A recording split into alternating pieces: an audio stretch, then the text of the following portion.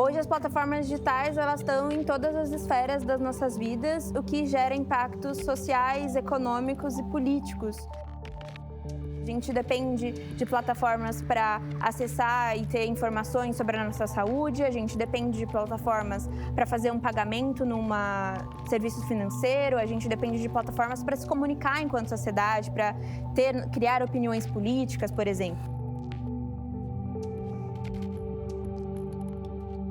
Nós todos como sociedade, criamos uma dependência dessa prestação de serviço que a gente sabe que não é de graça, né? A economia da atenção, a gente paga com a nossa atenção e é ela que gera os números de publicidade que concentraram verbas publicitárias nas plataformas.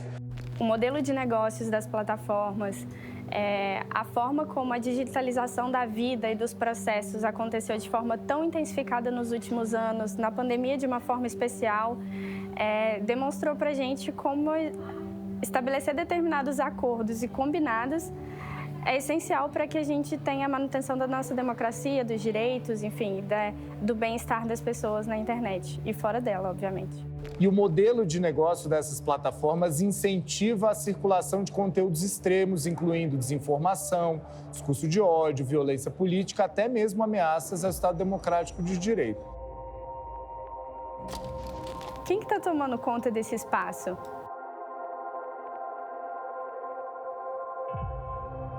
This is not simply a matter of certain social media users being angry or unstable, or about one side being radicalized against the other.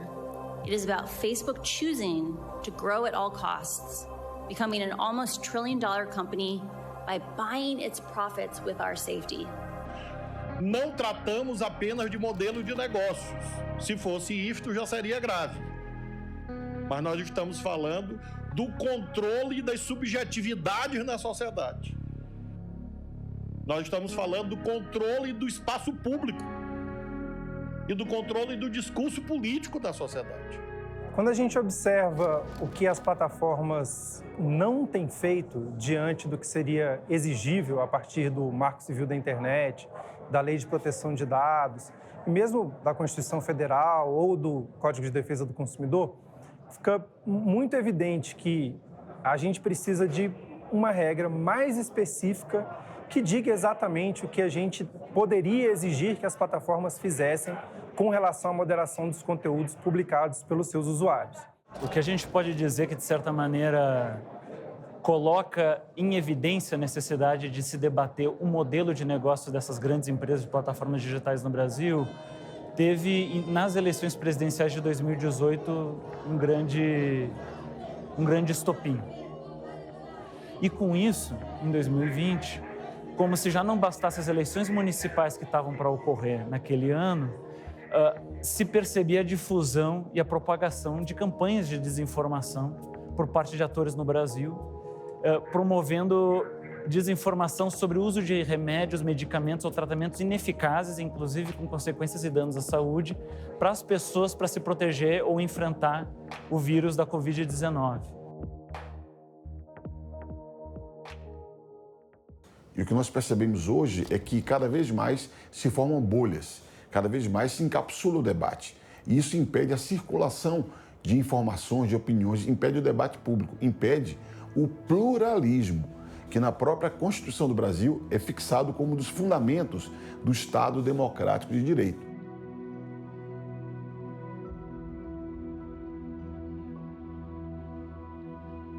Então, o projeto 2630 foi o projeto que mais avançou em relação à regulação de plataforma, no sentido de olhar e de dialogar com todas as partes envolvidas. Para justamente colocar essas obrigações para plataformas. Então, tinha muitas obrigações de transparência para elas. Então, foi o que a gente convencionou chamar de devido processo. Eram obrigações de informação da plataforma para os usuários.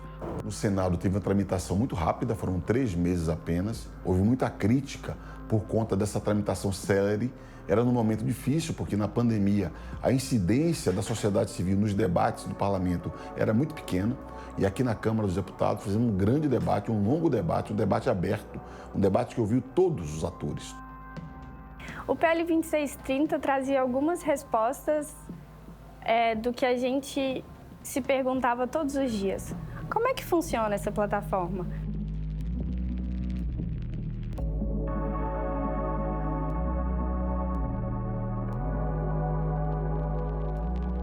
Então, o Brasil é um país muito assimétrico, né, e desigual, mas o que a gente vê é uma quase unanimidade na contratação dessas tecnologias sem uma avaliação de riscos e benefícios, que vem muito de uma ideia desenvolvida na tecnologia, que é que essas tecnologias vão trazer mais segurança.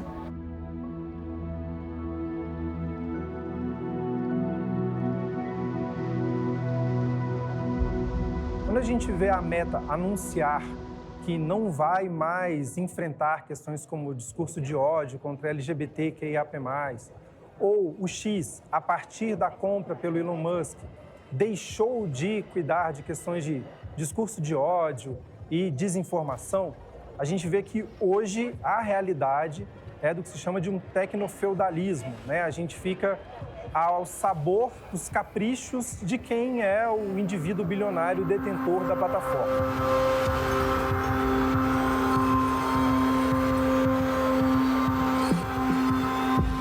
E aí a gente teve no Brasil uma tentativa de golpe de Estado em 2023, ataques às escolas e uma série de episódios que evidenciaram que legislações, regras mais duras são necessárias para evitar que essas redes sociais, que mecanismos de busca e serviços de mensageria sejam utilizadas para ameaçar a democracia, para ameaçar a integridade física das pessoas e para violar direitos. Tem um cenário recente que mostrou muito isso, que foi o cenário de 2023 no contexto de violência nas escolas. O que a gente viu foi exemplos muito concretos de uma atuação irresponsável das plataformas digitais com as infâncias e adolescências brasileiras. Vou citar, por exemplo, o fato de que redes sociais de massacre ficaram no topo de pesquisas do Google enquanto estavam acontecendo os cenários de ataque à violência. E isso teve uma demora na moderação, teve uma demora na retirada e, com isso, uma ampliação enorme da visibilidade no momento que estava todo mundo procurando sobre esses casos e tentando se informar. A senhora Adela, com a palavra, por favor. Tá ótimo. Agradeço o feedback. Eu gostaria de mencionar que as contas que têm a imagem, que tem a foto do perpetrador, não vai ser violadora essa política se Twitter necessariamente. Elas precisam de ter um comportamento de incitação ao ódio. Não só no Brasil, mas em outras jurisdições, a gente tem discutido uma regulação econômica para mercados digitais. Uma regulação que pense a estrutura desses mercados e a forma como eles utilizam o seu modelo de negócio para explorar dados e para inviabilizar que consumidores, usuários finais e usuários comerciais também estejam em outras plataformas. Como eles fecham o mercado para que só eles possam atuar e para que toda a população, todos os cidadãos, todas as pessoas que dependem dessas plataformas fiquem aprisionadas nelas, fiquem aprisionadas nas suas próprias decisões. O projeto de lei das fake news tem uma semana decisiva na Câmara. O Google lançou uma ofensiva contra o projeto, está usando sua plataforma para fazer propaganda contra quem abre neste momento. O Google encontra lá justamente uma propaganda e uma opinião do Google contra o PL, falando que pode aumentar a confusão sobre o que é verdade e o que é mentira. Diz que o PL das fake news pode piorar a sua internet. Nós vimos Telegram fazer editorial, Spotify, que não pode ter anúncio, fazer anúncio político. Nós vimos Google colocar na caixa de pesquisa, logo abaixo, um chamado baseado em fake news, atacando o projeto. Ou seja, eles usaram a posição de mercado para influenciar o debate público, manipular o debate público. Continuou um período ali ainda de negociação com algumas bancadas e com alguns parlamentares, um esforço muito grande do deputado Orlando Silva e também da sociedade civil para convencer, até que em 2024 o presidente Arthur Lira decide recriar um grupo de trabalho. Os partidos tinham que indicar os seus membros, alguns partidos indicaram, outros não indicaram e esse grupo nunca foi instituído. Então, toda a iniciativa regulatória, seja de inteligência artificial, de plataformas, qualquer iniciativa relacionada à tecnologia que elas façam, qualquer que esteja ligada ao modelo de negócio dela, a gente vê que tem um forte lobby contrário para que não haja essa regulação. Então, era muito comum ver, em alguns momentos, assessores, representantes de empresas, acessando, por exemplo, o plenário da Câmara dos Deputados, enquanto a gente não conseguia. Mas era impressionante como os próprios parlamentares se sentiam coagidos, porque eles falavam, olha, a gente até concorda com a aprovação dessa lei para trazer mais responsabilidade para o ambiente digital, mas se eu votar a favor, minha base vai me atacar, porque está bombando na internet, nas redes sociais, que supostamente as plataformas vão ser prejudicadas com isso. O discurso que elas faziam a gente precisa melhorar o texto aqui, se a gente não fizer uma alteração aqui, isso vai inviabilizar o serviço, essa medida aqui pode acabar com a forma como as redes sociais funcionam.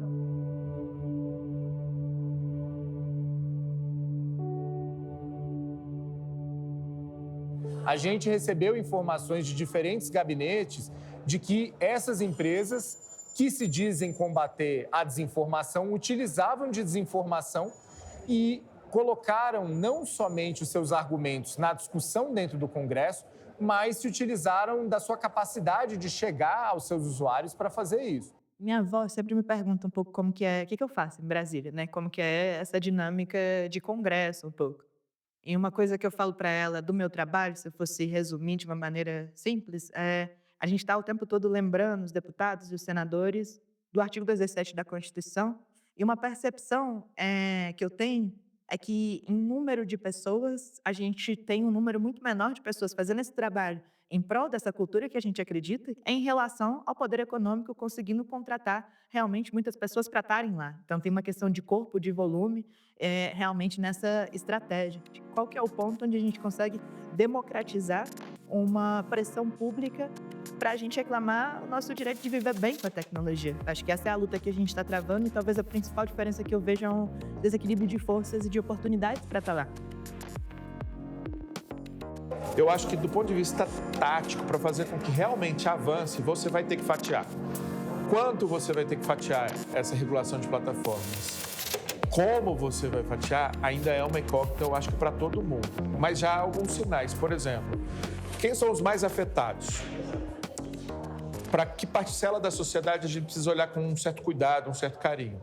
Para as crianças, por exemplo. Nós temos uma geração de pessoas vivendo distorção de imagens sobre si, de meninas totalmente vinculadas ao sofrimento que muitas vezes produz, as dúvidas sobre os seus corpos, a violência de todo tipo, as exposições que foram abusivas e usadas contra elas, violências específicas mediadas pelos temas de gênero contra meninas e violências particularmente também mediadas por aspectos de gênero, onde meninos são puxados por um grau de participação em ações violentas, no uso de armas, além da automutilação e de tudo que a gente tem visto. Eu tô com meu celular em mãos e a gente vai criar uma conta do zero e condicionar o algoritmo. Vou seguir, curtir e quase sem esforço, vocês vão ver o algoritmo todo tomado por crianças em exposição.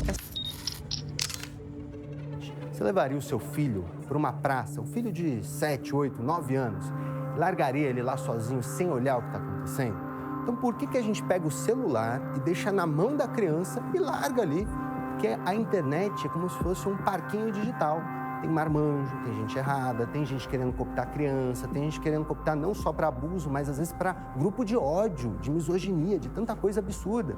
Então, é importante que a gente tenha um mínimo de regra para que essas crianças elas sejam, pelo menos, protegidas no ambiente digital e possam, portanto, ser crianças. E muitos parlamentares apresentam projetos de lei para responder às denúncias que o Felca fez no vídeo deles. Mas o projeto 2628 já estava tramitando na casa e já tinha tramitado no Senado, inclusive, já era um texto que já tinha passado pelo Senado Federal, com um texto muito sólido, muito coerente, muito estruturado, que já tinha sido submetido ao escrutínio em várias audiências públicas, né?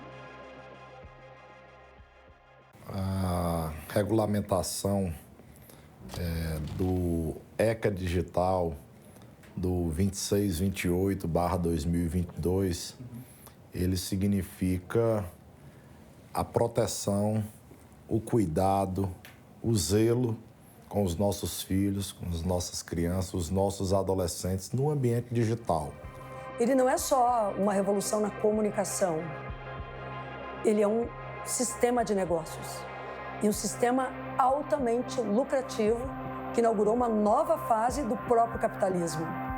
E ao se colocar nesse padrão mundializado e criar o próprio sistema de arrecadação a partir da visualização e do compartilhamento, ele criou algoritmos. E esses algoritmos, eles não são definidos a partir do interesse público ou do interesse do bem comum ou do interesse dos direitos humanos ou das garantias de dignidade humana. Eles são definidos a partir do interesse do lucro. O presidente Hugo Motta, agora, quando anunciou o resultado, ele convida, além dos deputados envolvidos no debate, também integrantes da sociedade civil, de organizações que debateram, que sempre vêm estudando esse assunto e hoje participaram de uma comissão geral, um debate mais cedo, tratando desse tema. Essa é a primeira legislação dessa natureza das Américas, uma das poucas do mundo. E ela foi construída com participação direta da sociedade civil brasileira. Cada criança dessas, em média, vai passar 8 a 9 horas do dia da vida deles online. E esse ambiente hoje não é um ambiente seguro. Regulação de plataformas digitais é a mesma coisa que proteção de direitos dos cidadãos. Garantia de transparência na operação desses serviços, proteção aos direitos humanos e garantir um ambiente digital mais saudável. Então, o sentido da regulação de plataformas digitais que eu vejo é potencializar o uso desses aplicativos. E nós buscamos o tempo todo afastar qualquer viés de censura. Então, nós teríamos uma autoridade nacional competente para fiscalizar num primeiro momento. E a oposição tinha muita resistência de que a autoridade nacional seria essa. Então, diálogo vai, diálogo vem, nós conseguimos colocar que seria uma autoridade autônoma, nacional. Proibir que ele se autofavoreça, proibir que o Google coloque uma frase no seu portal de busca se favorecendo uma visão que é boa a ele, mas não necessariamente é boa a toda a população, né? A gente faz discussões democráticas sobre projetos de lei. É justamente a regulação das plataformas que vai garantir que a gente tenha realmente uma liberdade de expressão dentro do país, né? Porque, querendo ou não, as plataformas são um setor econômico. Todo setor econômico ele tem que ser regulado. Porque a discussão em qualquer lei é quem é que fiscaliza a lei? Quem é que toma decisões naquilo que a lei não alcança? Nossa ideia, enquanto sociedade civil, é que não tem que ser assim um puxadinho dentro de qualquer órgão. Tem que ser um órgão pensado para a regulação de plataformas mesmo, para a ideia do que as plataformas são hoje. Um órgão que tenha que ser técnico, que tenha que estar ligado às questões de direitos humanos também e direito à internet, né? É um órgão técnico, mas também muito relacionado com os direitos humanos.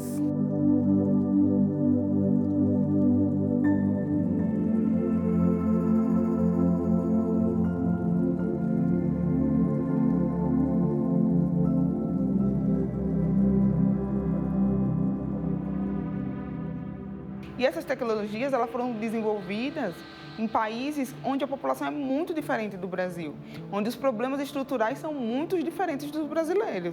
Então, a gente vê que, na verdade, não tem uma preocupação com o resultado mesmo que leve em consideração o nosso povo e as nossas necessidades.